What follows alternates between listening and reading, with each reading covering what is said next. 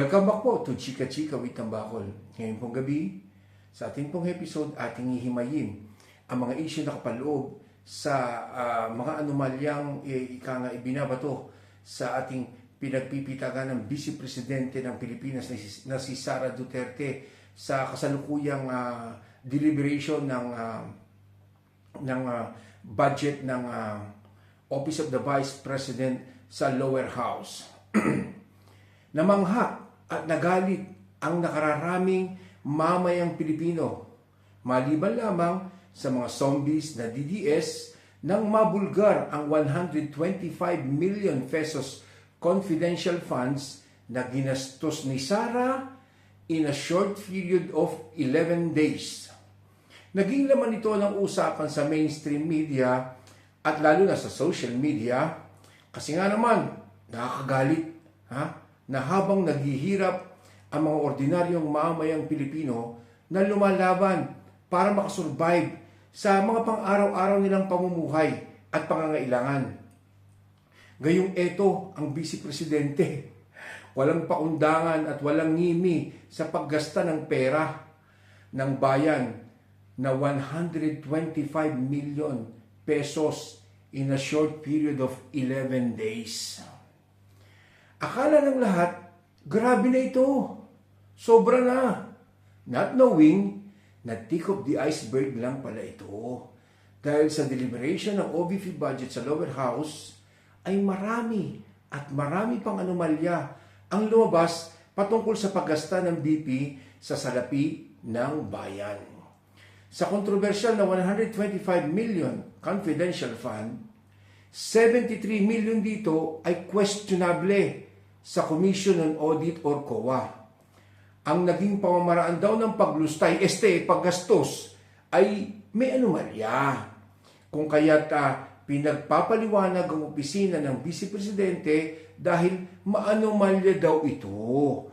At meron pa, 12 million pesos din sa 2023 budget naman ng Department of Education na dating pinamumunuan ni VP Sara ay meron ding disallowances or anomalya. Ano ba yan?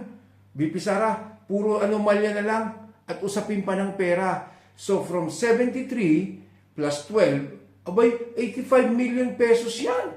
Hindi barya lang yan, di ba? Akala nyo tapos na dyan, hindi pa nagtatapos. Meron na naman na lumabas na datos sa kasalukuyang budget deliberation ng OVP budget na kung saan ang datos ay ibinigay ng COA na kung saan 237 million na salapi ng bayan. Taxpayers money.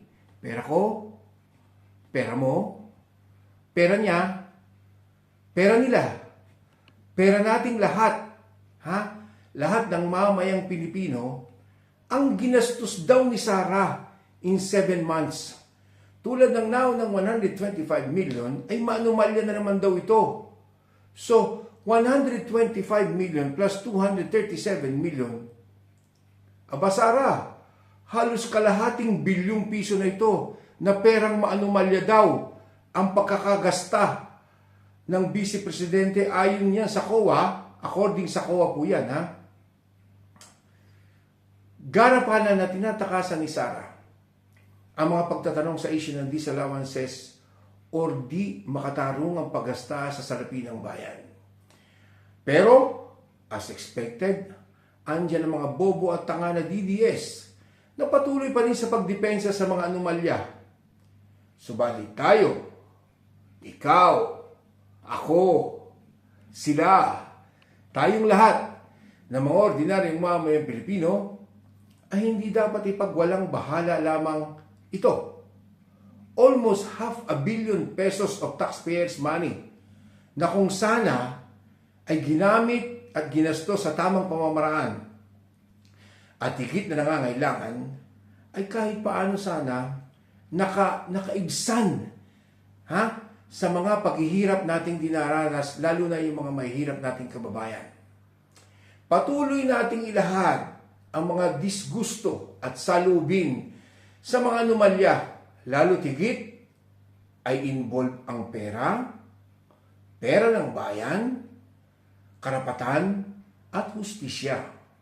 Ang pananahimik ay tulad din ng pagkonsinti sa mga maling gawain tulad ng pagnanakaw sa kaban ng bayan. Muli po, ito ang inyong Chika-Chika with Tambakol. Hanggang sa susunod nating chika-chikahan at episodes. Please like and share po. Ciao!